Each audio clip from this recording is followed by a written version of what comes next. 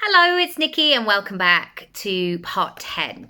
So today I want to give you this very simplistic phrase of it's not just what you do, it's who you are. And I think often when we are asked in a setting of like, so what do you do? What do you do for work? You end up sharing the title and it becomes a very sort of formal and straightforward, and you might say it in a way that that person's really going to understand what you're saying.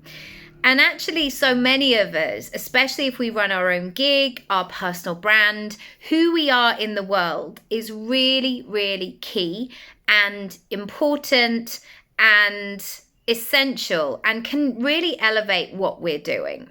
So there is so much nuance to this, and you really leaning into that skill set that maybe you know that you have but you've perhaps not openly shared before is really, really great. So let me think about this.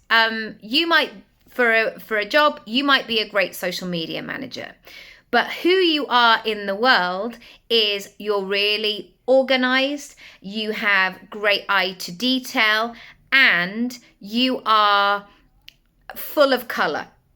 So when that content strategy plan comes back or that timetable, you really get that sense, your client, your customer, not only gets all the information, but the way that it's displayed, the way that it's shared is incredible. It's so straightforward, it's color coordinated, it's well thought out, it's easy to follow. And I think there's such an opportunity now to think about all of these things of how we support people and to really show who we are. So for me, there is that sense of me helping people to get results. So, if you're coming to me to design and deliver your personal brand, I want you to take that away. But also, I'm not going to be so fixated on that result that I'm not going to meet you where you are. I'm always going to do that because I know that my work can sometimes be emotional. It can move you out of your comfort zone. It can require a slowly but surely approach. And that's okay because that is who I am and that's what I can bring to the table. And the amount of times in my client sessions where people will say things like, I've never told anyone that before, ever in the world.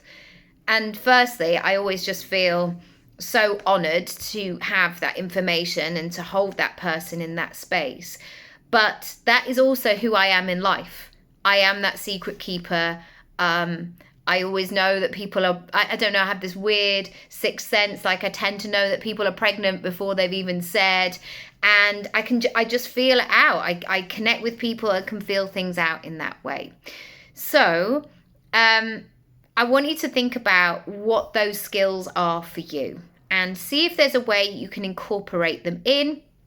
Obviously, you don't want to just write them as a list, but there could be flavors and essences of that in your copy, for example. All right, that's it for today. I'll see you next time. And for the final part, part 11. Lots of love. Bye.